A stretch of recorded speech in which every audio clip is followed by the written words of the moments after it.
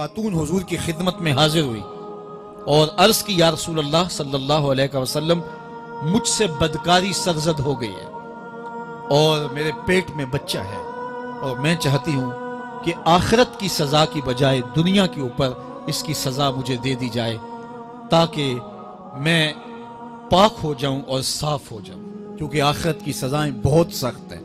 اللہ کے محبوب علیہ السلام نے جبریل امین سے ایک دن پوچھا تھا مجھے جہنم کے عذابوں کا ذکر سناؤ، تو عرض کی یا رسول اللہ صلی اللہ علیہ وسلم ہلکا ترین عذاب یہ ہے کہ جہنمی کے پاؤں میں آگ کے جوتے رکھے جائیں گے، باقی اس کے پورے بدن پہ آگ نہیں ہوگی، صرف آگ کے جوتے اس کو پہنائے جائیں گے، لیکن اس کی حدت، گرمی اور شدت اتنی ہوگی یغلی منہما دماغہ، اس کی شدت سے اس کا دماغ پگھل کر ناک اور کانوں کے ذریعے سے باہر آنا شروع ہو جائے گا۔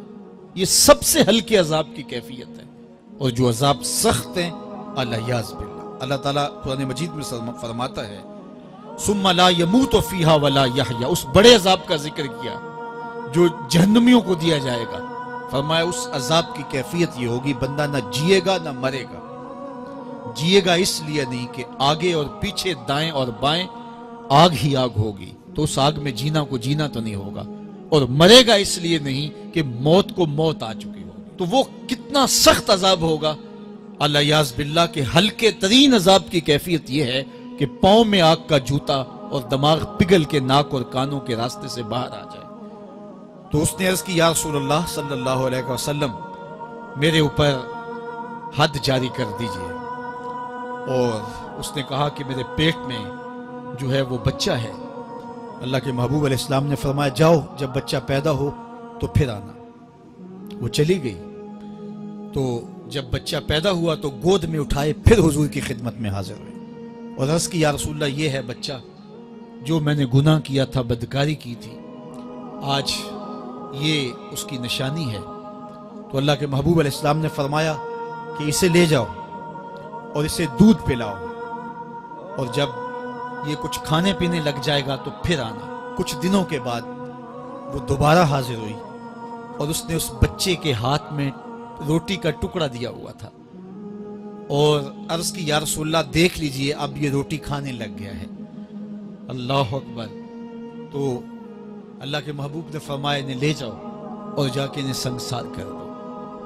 اس کی یہ حد بنتی تھی، اس کو سنگسار کیا اور اس نے خود یہ سزا اپنے لیے قبول کی۔ تو یہ بات ذہن نشین کیجئے کہ یہ وہ لوگ تھے کہ جن سے کبھی کوئی گناہ سرزد ہو جاتا تو وہ جلد توبہ کرتے، اور اس کی بڑی سے بڑی حد اور سزا بھی ہوتی تو وہ بھی کاٹنے کے لیے تیار ہو جاتے۔ میں اور آپ دیکھیں کہ ہماری زندگی میں اگر گناہ ہیں اور ہمیں سچی توبہ کی توفیق بھی نصیب نہیں ہے اور آئندہ نہ کرنے کا عزم مصمم ہو، پکا ارادہ ہو کہ یہ گناہ زندگی میں دوبارہ نہیں کروں گا، الگ بات ہے کہ پھر دوبارہ اس سے سرزد ہو جائے، لیکن جب وہ توبہ کر رہا ہو تو اس وقت اس کا پختہ عزم ہو اور اس کے دل کے کسی گوشے میں نہ ہو کہ چلو میں توبہ کر لیتا ہوں اور پھر ہو گیا تو پھر کر لوں گا، پکا عزم ہو کہ دوبارہ یہ گناہ نہیں کروں گا۔ اور اگر زبان سے توبہ توبہ کر رہا ہو اور دل میں ہو کہ ٹھیک ہے یہ تو صبح بھی مجھ سے عمل بد سرزد ہونا ہے، تو اللہ تعالیٰ سے یہ مذاق کرنے والی بات ہے، اور اللہ تعالیٰ سے جو مذاق کرتا ہے وہ کہاں کھڑا ہے وہ خود سوچ لے۔ وہ کیا کسی نے کہا تھا کہ توبہ کی پھر توبہ کر کے توڑ دی، میری اس توبہ پہ توبہ کر اٹھی۔ تو ایسی توبہ نہیں ہے کہ جو رسماً کسی مجلس میں چلے گئے، کسی اجتماع میں چلے گئے تو سب لوگوں نے توبہ کی تو وہ بھی توبہ کرتا رہا، لیکن اس کا عزم مصمم پختہ ارادہ نہیں تھا گناہوں کو چھوڑنے کا، تو یہ توبہ نہیں، یہ مذاق ہے۔ اس لیے اللہ کے حضور سچی توبہ یہ ہے کہ ماں قبل کے گناہوں سے مٹی کے گھروندے پاؤں پہ بناتا ہے اور انہیں مسمار کر دیتا ہے۔ وہ کبھی آپ نے دیکھا ہوگا کہ بچے ریت میں اپنا پاؤں رکھ کر کے اوپر سے ریت تھپک لیتے ہیں اور پھر پاؤں ہولے سے نکال لیتے ہیں، بچ جائے تو بڑے خوش ہوتے ہیں، اور جب کھیل ختم ہو جاتے تو اسے گرا دیتے ہیں اپنے ہاتھوں سے۔ بہلول بھی اسی شغل میں لگا ہوا ہے، بہلول یہ کام کر رہا ہے، گروندے بناتا ہے گراتا ہے، گروندے بناتا ہے گراتا ہے۔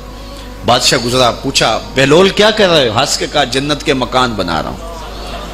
کہا بیچتے ہو؟ ہاں بیچتا ہوں. کتنے کا؟ 10 روپے کا، سیل لگائی ہوئی ہے. بادشاہ مسکرا کے گزر گیا. دیوانہ ہے، مجنوں ہے، اپنی موج میں لگا ہے. پیچھے سے ملکہ زبیدہ بھی آ رہی تھی. اس نے بھی دیکھا. کہا بہلول کیا کر رہے ہو؟ کہا جنت کے مکان بنا رہا ہوں. کہا بیچتے ہو؟ ہاں 10 روپے کا بیچتا ہوں. 10 روپے بادشاہوں کے لیے کیا ہوتے ہیں؟ 10 درہم نکالے، اس کو دیے، اس نے دریائے دجلہ میں پھینک دی. فقیر اتنی دیر تک فقیر نہیں بنتا. داتا صاحب فرماتے جب تک مٹی کا ڈھیلا اور سونے کی ڈلی اس کی نظر میں برابر نہیں ہو جاتا. اور ایک مکان کے گرد، ایک وہ گھروندے کے گرد دائرہ لگایا. کہا یہ تیرا ہوا. ملکہ گزر گئی. بادشاہ بھی چلا گیا. شام کو اپنے محل میں پہنچے. بادشاہ سویا. منظر جاگا کہ حشر کا دن ہے، پھر جنت کا منظر ہے. جنت میں بڑے بڑے خوبصورت مکان ہیں. ایک مکان تو بڑا ہی اچھا لگا، تو جی چاہا کہ اس مکان کو دیکھوں. تو جب قریب گیا تو دروازے پہ لکھا تھا ملکہ زبیدہ. شوق سے آگے بڑھا تو دربان نے روک دیا. کہا یہ ملکہ کا ہے. کہا وہ میری ہی ملکہ ہے. کہا دنیا کے ضابطے اور ہیں، آخرت کے ضابطے اور ہیں. بادشاہ کی آنکھ کھل گئی، بے چین ہو گیا. ملکہ کو بیدار کیا. کہا تو کون سا نیک عمل کیا ہے؟ میں نے جنت میں تیرا یوں محل دیکھا. ملکہ کہنے لگی وہی معمول کی نمازیں، وہی سب کچھ، کوئی نیا کام تو میں نے کیا نہیں. ہاں یاد آیا، کل گزر رہی تھی، دجلہ کا کنارہ تھا، وہ جسے لوگ مجذوب کہتے ہیں، وہ جو دیوانہ کہلاتا ہے، وہ بہلول، وہ جنت کے محل کہتا تھا، وہ بنا رہا تھا. میں نے کہا چلو کوئی بات نہیں، فقیر ہے، 10 روپے کیا ہوتے ہیں. تو میں نے 10 روپے کا ایک محل خریدا تھا. بادشاہ سر پکڑ کے بیٹھ گیا. وہ تو مجھے بھی کہتا تھا. میں دیوانے کی بات سمجھ کے گزر گیا. اگلے دن بادشاہ قصدن گزرا. جب قصدن گزرا نا تو دل دھڑک رہا تھا کہ کہیں مجذوب پھر آج مل جائے اور اسی موج میں ہو تو کام بن جائے. دیکھا تو بہلول وہاں بیٹھا ہوا ہے. آگے بڑھ کے دیکھا تو کام بھی وہی. بادشاہ پھر رک گیا. پوچھا اب بہلول کیا کر رہے ہو؟ اب دل دھڑک رہا تھا کہ مجذوب ہے، کوئی اور بات کہہ دے تو چلو اچھا ہو کہ وہی جواب دے دے. اس نے وہی جواب دیا، جنت کے محل بنا رہا ہوں.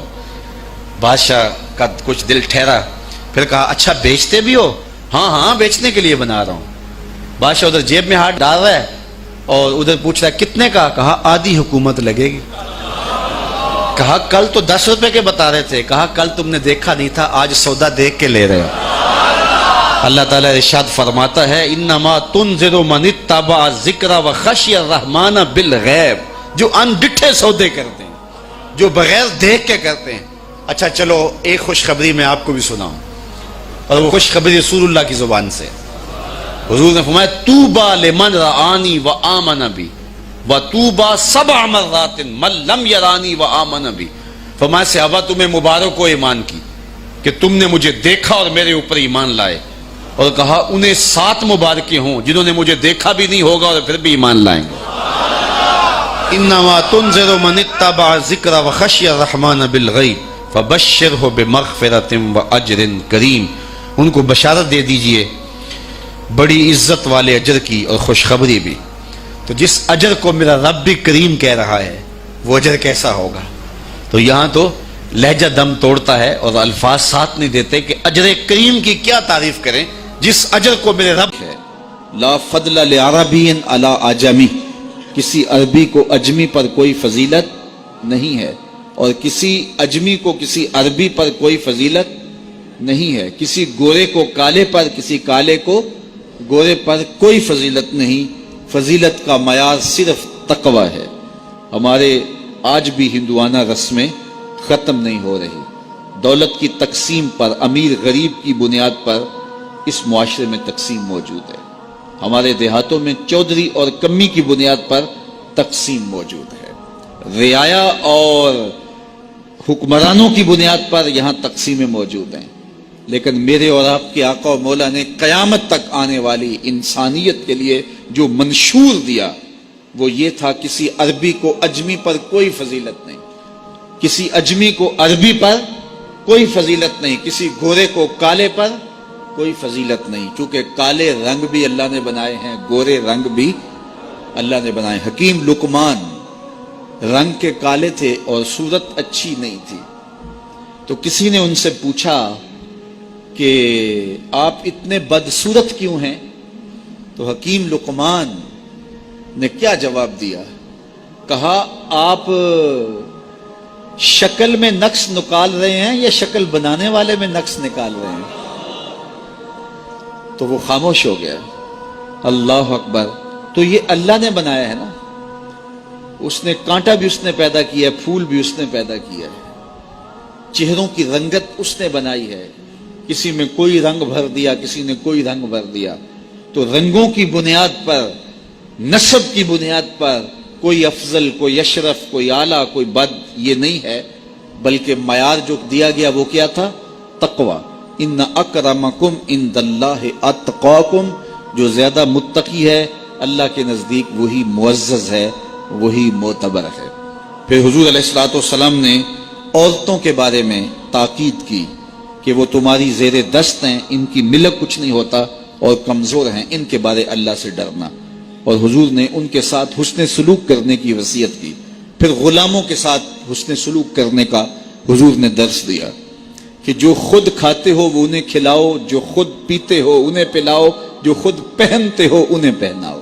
بعض لوگ ملازم کو, ماتحت کو جو ہیں وہ ہلکے کپڑوں میں کسن رکھتے ہیں تاکہ پتہ چل جائے کہ یہ غلام ہے, یہ ملازم ہے اور ہم باس ہیں. حضور علیہ الصلوۃ والسلام نے ان 3 چیزوں کی تاکید کی. پھر حضور نے ہمسایوں کے حقوق کے حوالے سے بات کی, اور صحابہ فرماتے ہیں کہ اتنی بار حضور نے تاکید کی کہ ہمیں یہ گمان ہوا کہیں وراثت کے اندر حقدار نہ ٹھہرا دیا جائے. تو ہمسایوں کے حقوق کے حوالے سے حضور نے تاکید ارشاد فرمائی. پھر حضور نے 3 باتوں کی تاکید فرمائی. پہلی بات, عمل میں اخلاص پیدا کرو, چونکہ عمل کا خلوص ہی قبولیت کا سبب و ذریعہ ہے. اگر عمل میں خلوص نہیں تو کچھ بھی پلے نہیں ہے. دوسری بات, حاکموں کو وصیت کرنا, جو بادشاہ وقت ہوں, حاکم ہوں, ان کو خیر کی بات کہنا, ان کو بتانا, ان کا قبلہ درست کرنے کی کوشش کرنا, یہ ذمہ داری ہے قوم کے اوپر. تیسری بات کی حضور نے یہ وصیت فرمائی, لزوم و جماعت المسلمین, مسلمانوں کی جماعت سے الگ نہ ہونا, الگ الگ ٹولیوں میں نہ بٹنا, لابیاں نہ بنانا, گروہ بندیاں نہ کرنا, جماعت کے ساتھ جڑ کے رہنا, فرقہ بندی سے بچنا اور جماعت وحدہ کا ساتھ دینا. حضور نے فرمائی, تابعوا السواد الاعظم فإنہ من شذ شذ فی النار, جو بڑی جماعت ہے, سواد اعظم ہے, ان کے ساتھ رہنا, جو ان سے بچھڑ گیا وہ جہنم میں ڈالا جائے گا. در ماہی دا چھوڑی ناہی, نہیں تے ہو جاویں گا روگی, جیڑی بکری اجڑوں وچھڑی او بگیاڑا جوگی. اس لیے لزوم و جماعت المسلمین, مسلمانوں کی جماعت کے ساتھ قائم رہنا. پھر حضور علیہ الصلوۃ والسلام نے فرمایا, اے امت مسلمہ, میں تمہیں لاوارث نہیں چھوڑ کے جا رہا, میں تمہارے اندر 2 بھاری چیزیں چھوڑ کے جا رہا ہوں, اور اگر تم ان کو مضبوطی سے تھام لوگے, میں ضمانت دیتا ہوں تم کبھی بھی گمراہ نہیں ہوگے. ایک اللہ کی